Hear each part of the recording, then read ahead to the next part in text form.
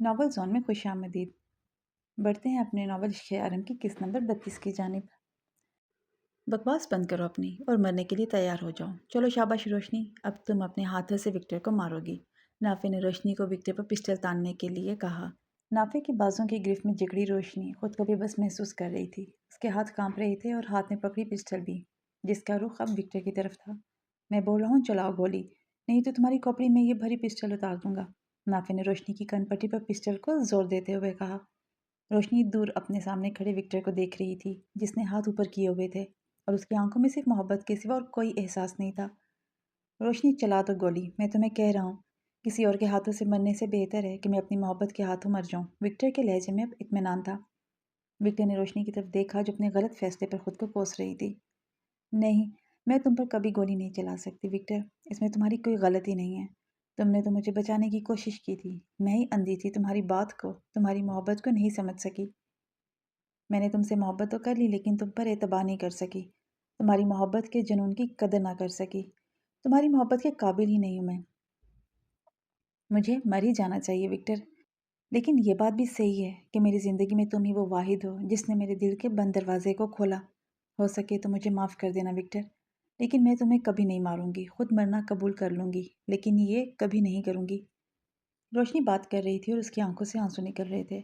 Victor ہاتھ اوپر کی روشنی کی باتیں سن رہا تھا۔ اس سے روشنی کا ایک بھی آنسو برداشت نہیں ہو رہا تھا۔ اگر وہ نافع کی گرفت میں نہ ہوتی تو اس کے آنسوؤں کو اپنے اندر اتار لیتا۔ روشنی، مجھ پر یقین رکھو اور گولی چلاؤ، مجھے اس سے کوئی فرق نہیں پڑتا کہ تم مجھ پر اعتبار کرتی ہو یا نہیں، مجھے بس اس بات سے فرق پڑتا ہے کہ تم مجھ سے محبت کرتی ہو۔ اور آج تم نے پھر مجھے کہا کہ تم مجھ سے محبت کرتی ہو، تو اب میرے لیے تمہارے ہاتھوں سے ایک بار نہیں 100 بار مرنا قبول ہے۔ کم از کم میں سکون سے مر تو جاؤں گا کہ مجھ سے کوئی محبت کرنے والا ہے جو میرے لیے رو تو سکے گا۔ پلیز روشنی، چلا دو گولی۔ وکٹر کی بات پر نافع نے روشنی کے سر پر پسٹل کو گول گھمایا۔ سنا نہیں کہ وہ کیا کہہ رہے، گولی چلاؤ، نہیں تو میں چلا دوں گا۔ وکٹر نے ابھی اپنی بات مکمل نہیں کی تھی کہ ساتھ ہی گولی چلنے کی آواز آئی اور ساتھ ہی روشنی کی ایک دم سانس رک گئی، اس کے ہاتھ سے پسٹل گر گئی۔ سامنے کھڑے وکٹر کو اب روشنی دکھائی نہیں دے رہی تھی، اس کی آنکھوں کے آگے اندھیرا چھا گیا۔ لاس اینجلس کیلیفورنیا کے سنسان علاقے میں گولی کی آواز گونجی۔ روشنی کی آنکھوں کے سامنے اب اندھیرا چھا چکا تھا۔ اٹھو روشنی، جلدی سے اٹھو، تمہارا کام مکمل ہو گیا ہے، شاباش، کایا نے روشنی کے چہرے پر پانی ڈالتے ہوئے کہا۔ روشنی کے چہرے پر پانی پڑتے اس نے آنکھیں کھولی تو اس کے سامنے وکٹر زمین پر پڑا ہوا تھا، جس کے بازو پر گولی لگی تھی اور ریان نے وکٹر کو رسیوں سے باندھا ہوا تھا۔ ہاں، کیا ہو گیا کام؟ روشنی نے جلدی سے وہ اٹھی اور خود کو کپڑوں سے مٹی جھاڑتے ہوئے وکٹر کی طرف بڑھی، جو ریان کی باندھی ہوئی رسیوں سے خود کو چھڑانے کی کوشش کر رہا تھا۔ او بیچارے میرے عاشق کا دیکھو کیا حال ہو گیا ہے میری محبت میں۔ سچ ہی کہتے ہیں کہ محبت انسان کو برباد کر دیتی ہے، اور آج میں نے اپنی آنکھوں سے دیکھ بھی لیا۔ بات ختم کرتے ہوئے روشنی کے چہرے پر طنزیہ مسکراہٹ آ گئی۔ وکٹر جو روشنی کو ٹکٹکی باندھے دیکھ رہا تھا کچھ بھی بول نہیں سکا۔ اتنی دیر میں ریان اور اس کے بندوں نے وکٹر کو اٹھایا اور گاڑی میں ڈال دیا، جہاں پہلے سے ہی شزا بے ہوش پڑی تھی۔ کمرے کی لائٹ آن ہوتے ہی وکٹر کی بند آنکھیں کھل گئیں۔ دروازے کے کھولنے کی آواز آئی۔ وکٹر نے اپنے جھکے ہوئے سر کو اٹھا کر سامنے دیکھا اور غصے سے سرخ پڑنے لگا۔ غصے کی شدت اتنی تھی وہ خود کو مضبوط رسیوں سے چھڑاتے ہوئے کسی شیر کی طرح دھاڑ رہا تھا۔ ریلیکس میرے بھائی، اتنا زور کیوں لگا رہے ہو جس کا کوئی فائدہ نہیں؟ اب تمہیں یہاں سے کوئی نہیں نکال سکتا۔ وہ کہتے ہیں نا، سانپ کو جتنا مرضی دودھ پلا دو وہ ڈستا ضرور ہے، مگر افسوس تم اپنے ہی جال میں پھنس گئے، اور وہ بھی محبت کا جال۔ چھی چھی چھی، مافیا کا بے تاج بادشاہ آج بھیگی بلی بنا ہوا ہے۔ کایا نے اپنی پسٹل کو وکٹر کی ٹانگ پر رکھتے ہوئے زور دیا۔ کایا کی بات ختم ہوتے ہی وکٹر طنزیہ ہنس پڑا۔ تم نے بھی سنا ہے نا کایا کہ شیر کی ایک دن کی زندگی گیدڑ کی 100 سالہ زندگی سے بہتر ہے، تو اب سمجھ جاؤ کہ اس وقت تم کیا ہو۔ وکٹر نے اپنی غصے سے بھری خونی آنکھوں سے کایا کی طرف دیکھتے ہوئے کہا۔ وکٹر کی بات پر کایا غصے سے دانت پیستے ہوئے پسٹل کو جو وکٹر کی ٹانگ پر تھی گولی چلا دی۔ گولی لگتے ہی وکٹر کی ٹانگ سے خون بہنا شروع ہو گیا۔ تم بکواس بہت کرتے ہو، دل تو کرتا ہے کہ تمہاری زبان ہی کاٹ دوں، پر میں ایسا نہیں کر سکتا کیونکہ تم اسی زبان سے ہی تو مجھ سے زندگی کی بھیک مانگو گے۔ کایا نے وکٹر کو گریبان سے پکڑتے ہوئے اپنی طرف کھینچا اور پھر ایک جھٹکے سے پیچھے کر دیا۔ بھیک؟ وہ بھی تم سے؟ یہ تو وقت ہی بتائے گا، وکٹر جس کے منہ سے خون نکل رہا تھا اس نے باہر تھوکتے ہوئے کہا۔ ابھی پتہ چل جاتا ہے کہ کون زندگی کی بھیک مانگ رہا ہے۔ ले आओ अंदर इसे। काया बात करते हुए पलटा और ऊंची आवाज़ में बोला। काया की बात पर विक्टर की नज़रें दरवाजे पर चली गईं।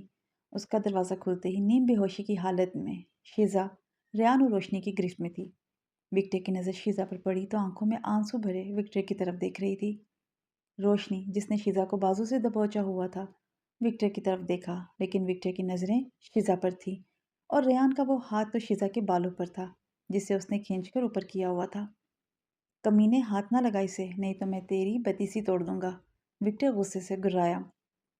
रोशनी ने फिर विक्टर की तरफ देखा, जो उसे मुसलसल नज़रअंदाज कर रहा था, और साथ ही रेयान की तरफ देखा, जो शीज़ा की आंखों से बहते आंसुओं को देख रहा था।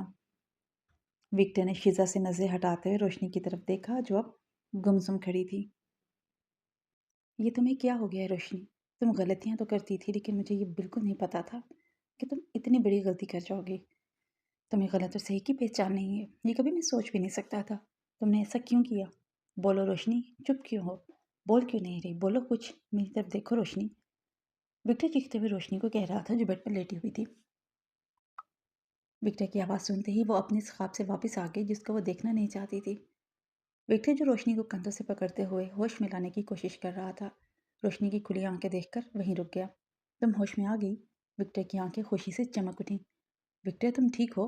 रोशनी घबराहट से फौरन उठ बैठी, अपने दोनों हाथ विक्टर के सीने पर रखते हुए और फिर चेहरे पर रखते हुए घबराहट से बोली, हाँ मैं ठीक हूँ, मैं ठीक हूँ, मुझे कुछ नहीं हुआ, खुद को संभालो।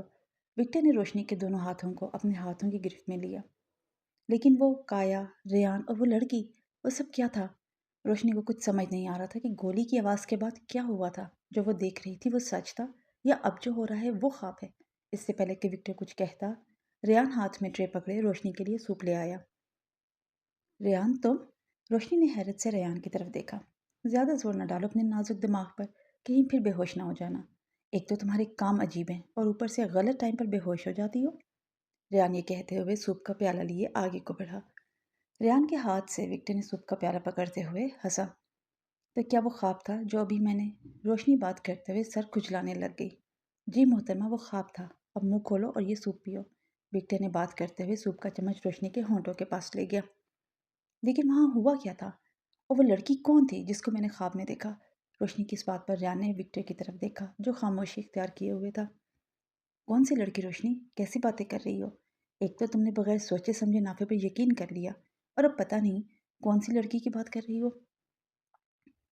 रेयान के जवाब में रोशनी कुछ नहीं बोल सकी, क्योंकि उसे अपनी गलती का एहसास था। वो नहीं चाहती थी कि बात को मजीद बढ़ाए, इसलिए उसने खामोश रहना ही बेहतर समझा।